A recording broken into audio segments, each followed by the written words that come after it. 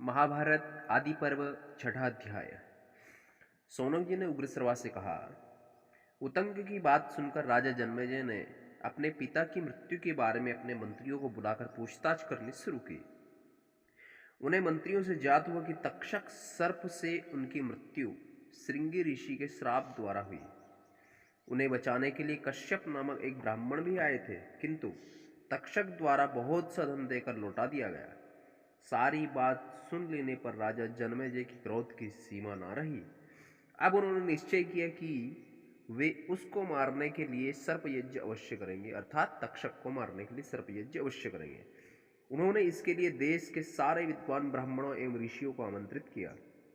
फिर क्या, यज्ञ में मंत्रोच्चारण के साथ ही सभी ओर से तड़पते उछलते लपलपाते हुए सर्प आ करके यज्ञ की अग्नि में गिरने लगे।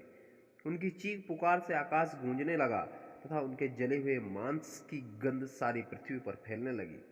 तक्षक इससे काफी भयभीत हो गया और जाकर के इंद्र के सिंहासन में छिप गया। वासुकी नाग भी इससे काफी घबरा गए और तुरंत अपनी बहन के पास जाकर बोले, बहन, इस सर्प यज्ञ को रुकवाने के लिए तुम तुरंत आस्तिक को जन्मेजय के पास भेजो। जरत्कारी ने बालक आस्तिक को शीघ्र यज्ञ में प्रस्थान करने की आज्ञा दी। यज्ञ में पहुंचने पर वहां के द्वारपालों ने बालक आस्तिक को अंदर जाने से रोक दिया। आस्तिक बाहर से ही यज्ञ की स्तुति करने लगे। राजा जन्मेजय ने यह देखकर उससे अंदर आने की अनुमति दे दी। अंदर पहुंचने पर बालक आस्तिक ने अग्नि की भी स्तुति करनी शुरू कर दी। राजा जन्मेजय यह देखकर उसे वर देना चाहा, किंतु अभी वहां तक्षक को आया हुआ ना देखकर राजा ने ऋत्विजों से पूछा, अभी तक वह दुष्ट तक्षक क्यों नहीं आ सका? ऋत्विजों ने कहा, तक्षक इंद्र का अभयदान पाकर उनके सिंहासन के नीचे छिपा है। इस पर राजा जन्मेजय ने क्रोध में आकर कहा, इंद्र सहित तक्षक को भस्म करने का मंत्र पढ़ा जाए। होताओं के मंत्र पढ़ते ही आकाश में तुरंत तक्षक और इंद्र दिखलाई पड़े। यह देखकर ब्राह्मणों ने कहा, राजन, आपका कार्य सिद्ध हो रहा है। अब आप इस बालक को वर दे सकते हैं। जब जन्मेजय ने उनसे वर मांगने को कहा तब बालक आस्तिक बोला, राजन, मैं केवल इस यज्ञ को बंद करने का वरदान मांगता हूँ। राजा ने तुरंत आस्तिक की बात मानते हुए उस यज्ञ को बंद कर दिया। आस्तिक की सफलता देखकर नागों को बड़ी प्रसन्नता हुई। उन्होंने आस्तिक को बुलाकर वर मांगने के लिए कहा।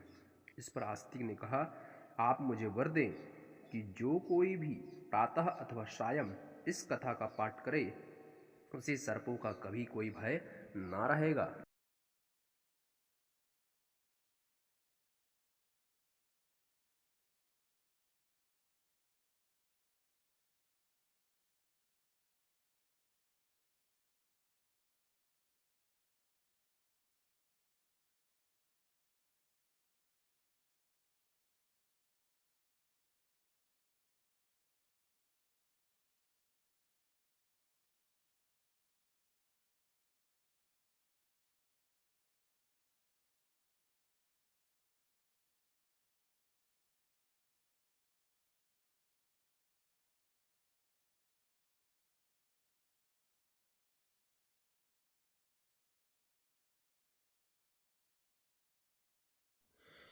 अब जरत्कारु वहीं वासुकी के महलों में रहने लगे और जरत्कारी भी बड़ी सावधानी के साथ उनकी सेवा करने लगी।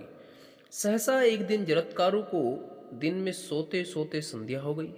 यह देखकर जरत्कारी बड़ी चिंता में पड़ी, कारण संध्या वंदन का समय निकला जा रहा था और उन्हें जगाना उनके लिए अप्रिय हो सकता था।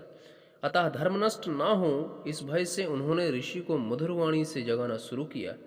जगने पर ऋषि ने उनका अभिप्राय समझकर कहा, मेरे सोते रहने पर सूर्य अस्त ही नहीं हो सकता।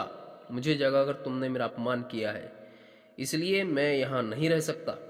जरत्कारी विनयपूर्वक बोली, प्राणनाथ, मैंने तो धर्म रक्षा के लिए ऐसा किया था। आप कृपा करके मेरे अपराधों को क्षमा करें। ऋषि ने कहा, मेरी प्रतिज्ञा टल नहीं सकती, और इतना कहकर वे वहां से चले गए। इधर जब वासुकी को यह पता चला तो वे बहुत दुखी हुए, किंतु जरत्कारी गर्भवती है यह जानकर उन्हें बड़ा संतोष हुआ।